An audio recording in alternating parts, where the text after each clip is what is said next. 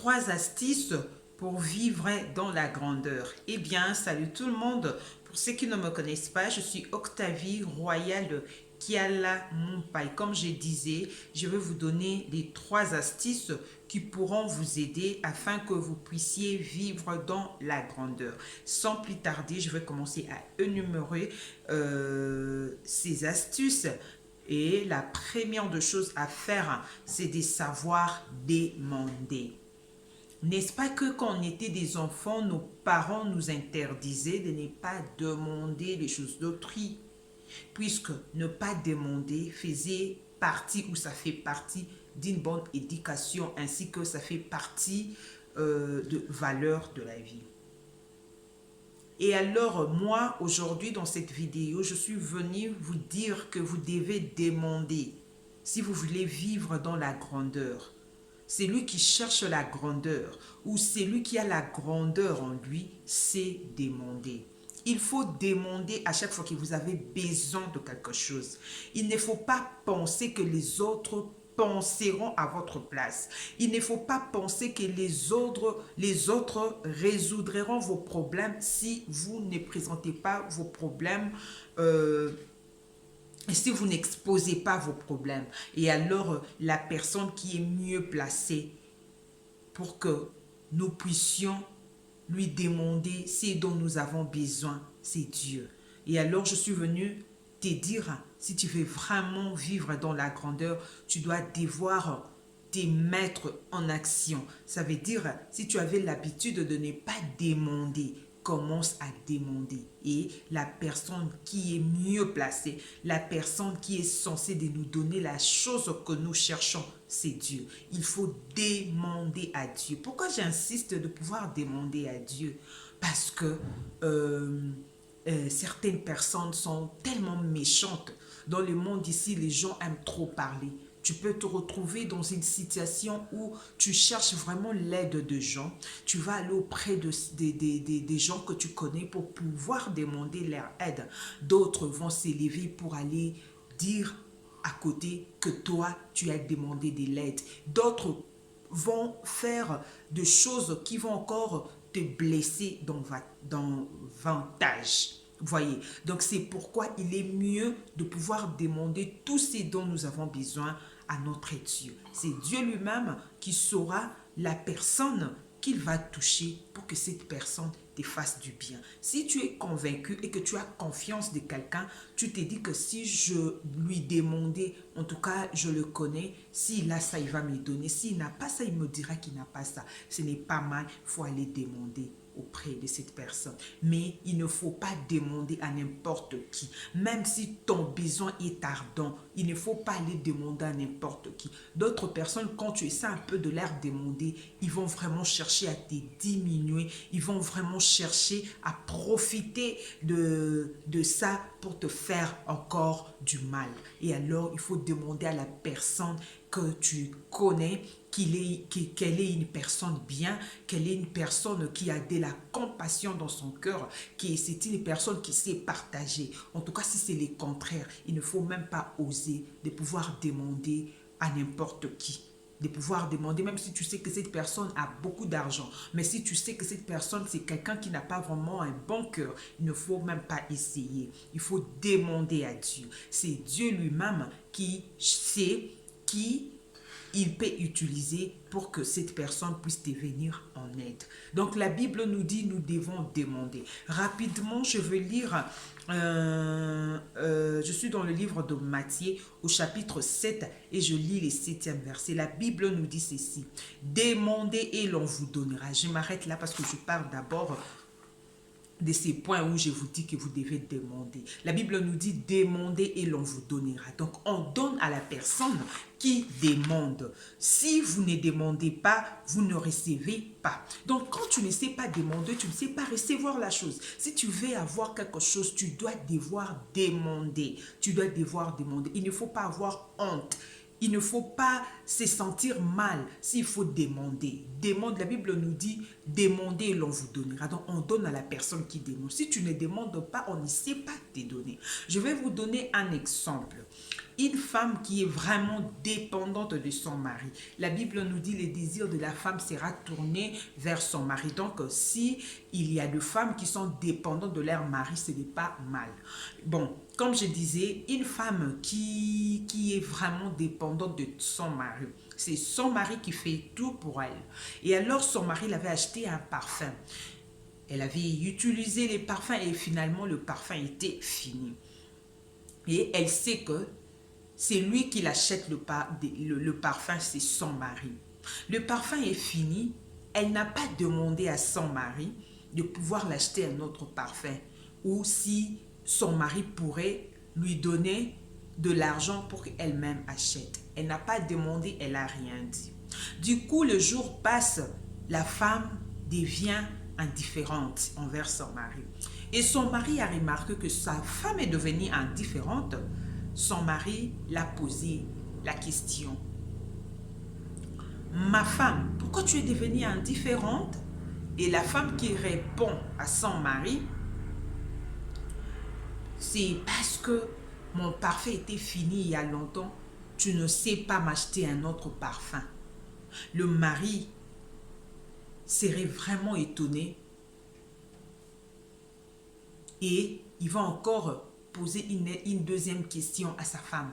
Est-ce que tu m'avais dit que ton parfum était fini? Vous voyez, tu ne peux pas penser que Dieu connaît mes besoins. Tu ne peux pas te dire que Dieu, c'est lui qui sent le cœur, il sait que j'ai besoin de ceci, il sait que j'ai besoin de cela, il doit devoir m'accorder cette chose. Non, il faut demander. Quand tu ne demandes pas, tu ne sais pas recevoir. Le Dieu que nous servons, c'est un Dieu de principe.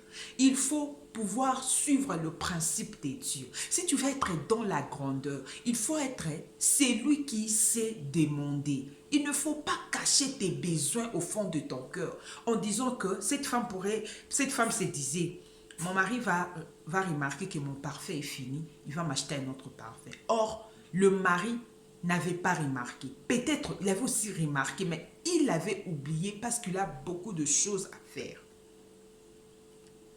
Il faut demander. Il ne faut pas penser que les gens penseront à notre place. Si tu ne demandes pas, qui saura que tu n'as pas, tu manques ceci? Tu as besoin, comme cette femme, l'exemple dont je vous ai donné, elle avait besoin d'un autre parfum. Son mari ne savait pas, mais elle n'avait pas dit. C'est comme ça avec Dieu. C'est vrai que Dieu connaît nos cœurs, c'est vrai que Dieu connaît nos désirs, mais il nous demande de pouvoir lui demander. Si tu veux vraiment vivre dans la grandeur, il ne faut pas avoir honte de demander. Il ne faut pas avoir peur. Il ne faut pas penser ce que les gens diront si tu demandais. C'est pourquoi, tantôt je vous disais, quand vous avez aussi besoin d'une aide, il ne faut pas aller demander auprès de n'importe qui. Il faut vraiment s'assurer que tu demandes une personne qui va vraiment te venir en aide. Si elle a ça, cette personne. Si elle n'a pas ça, elle va te dire avec amour qu'elle n'a pas ça. Mais moi, j'aurais préféré vous dire, si vous avez vraiment besoin de choses, il faut demander à Dieu. Dieu est capable de toucher le cœur de n'importe qui, même de la personne qui ne sait pas partager. Dieu peut toucher son cœur pour que cette personne te vienne en aide. Quand tu as besoin de quelque chose, il ne faut pas hésiter de pouvoir demander à ton Dieu. La Bible nous dit, on donne à celui qui demande. Quand tu ne demandes pas, tu ne sais pas recevoir. Donc, nous ne devons pas cacher nos besoins au fond de nous, en disant que Dieu connaît nos besoins, il va nous donner. Il sait ce que nous avons comme besoin. Il sait, oui, mais il veut aussi que nous puissions lui demander. Donc, si tu veux vraiment vivre dans la grandeur, il faut avoir ce courage, il faut avoir cette audace de pouvoir demander. Beaucoup n'ont pas de choses qu'ils veulent avoir parce qu'ils ne savent pas demander. Ils ont honte de demander. Ils ne veulent pas demander. Ce n'est pas une bonne chose. Quand tu as besoin de quelque chose, il faut demander. Il faut demander, je le répète encore. Si tu sais que cette personne, c'est une bonne personne, va vers cette personne. Demande-la ce que tu veux qu'elle te donne. Et si Dieu te dit oui, tu peux aller la demander, va la demander. Sinon, il faut toujours demander à Dieu. C'est Dieu lui-même qui touchera le cœur de n'importe qui pour que tu puisses avoir ce dont tu as besoin. Donc, il ne faut pas avoir honte de demander. Il faut demander. il faut demander, c'est très important. C'est l'un des signes qui montre que tu as la grandeur, que tu es un grand homme. C'est lui qui sait demander, c'est celui-là qui n'a pas honte.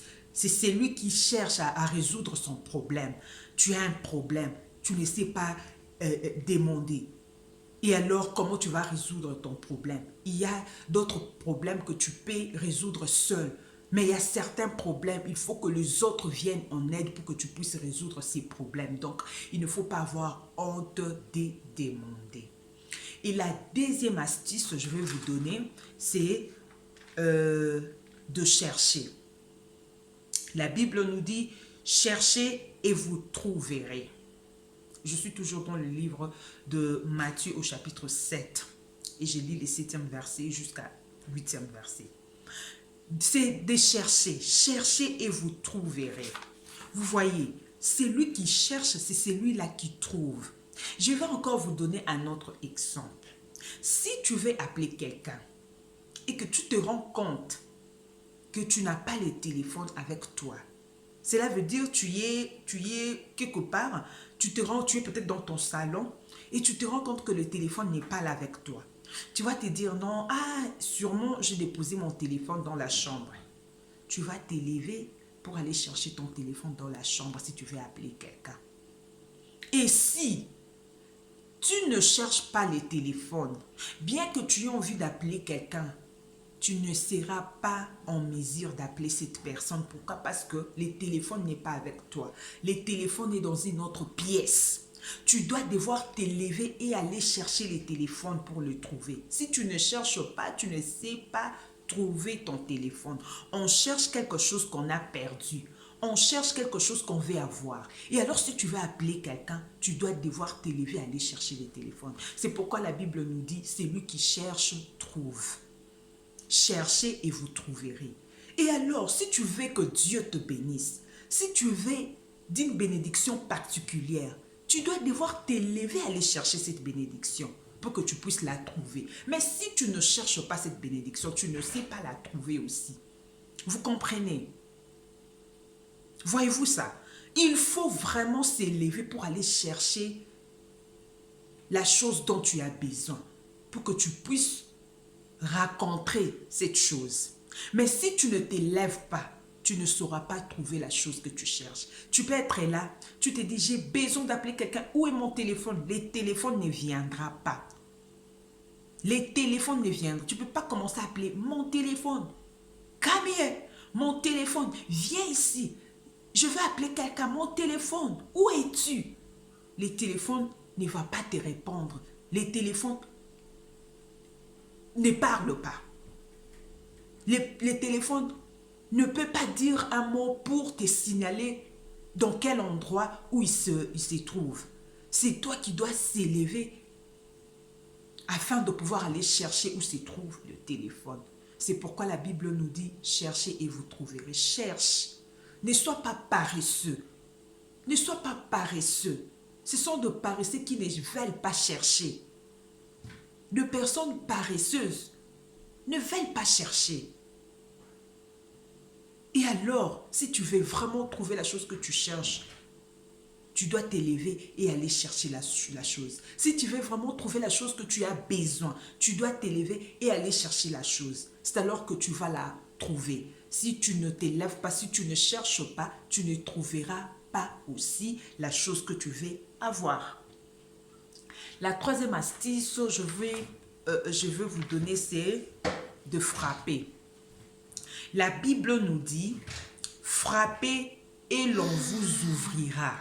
Donc, on ouvre à la personne qui frappe. Car quiconque demande reçoit. Celui qui cherche trouve. Et l'on ouvre à celui qui frappe. Donc, si toi, tu ne frappes pas, personne peut t'ouvrir la porte. Je vais encore vous donner un autre exemple. Si tu avais un rendez-vous avec quelqu'un et que cette personne te disait que j'aimerais te voir chez moi à 12 heures juste. Ok. Et à 12 heures juste, tu t'organises pour que tu sois devant la porte de cette personne. Eh bien, il est 12 heures juste et tu es devant la porte de cette personne. Mais tu n'as pas frappé. Tu t'es dit, la personne sait qu'on devait se voir à 12 heures juste. Donc, comme il est déjà 12 heures juste, il doit devoir venir ouvrir sa porte pour que j'entre. Tu vas rester là longtemps. Parce que tu n'as pas frappé. Il faut d'abord frapper. La personne viendra ouvrir. C'est alors que tu auras l'accès d'y entrer. Mais si toi tu ne frappes pas, la personne ne viendra pas ouvrir. Bien qu'il peut voir qu'il est déjà 12 heures, elle ne saura pas que tu es devant la porte. Il faut frapper. On nous dit frapper, c'est tomber sur. C'est pourquoi au début je vous disais, si il faut demander à Dieu. Donc tu dois tomber sur le pied des dieux, en train de frapper. Dis Seigneur, je veux de cette chose. Quelque part on nous dit frapper, c'est s'imposer avec force.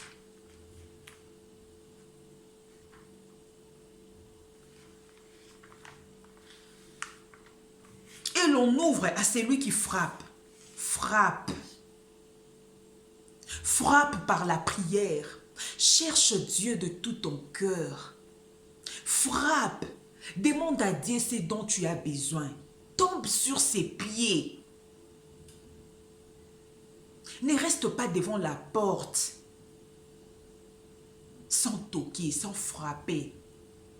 Il faut frapper pour qu'on vienne, excusez-moi, t'ouvrir. En tout cas, si tu veux vivre dans la grandeur, pratique ces 3 astuces que je t'ai données. Il faut savoir demander, il faut savoir chercher et puis il faut savoir frapper. Puisque si tu ne frappes pas, personne ne viendra ouvrir la porte, même si tu restais longtemps devant cette porte. Il faut avoir ce courage de frapper. Frappe. Tu es chômeur, tu es en train de chercher un travail. Tu es à la maison, tu te dis seulement, hey, je cherche un travail. Tu ne sais pas aller frapper. Va frapper. Dieu va toucher le cœur de quelqu'un pour qu'il puisse t'ouvrir la porte afin que tu entres et que tu vives dans la grandeur. Va frapper. Ne garde pas tes besoins au fond de ton cœur. Ne garde pas tes désirs à l'intérieur de toi. Demande, cherche et puis frappe. C'est alors que tu vas vivre la grandeur de Dieu dans ta vie. Sinon, je vous dis merci de m'avoir suivi. On se retrouve sur un autre numéro.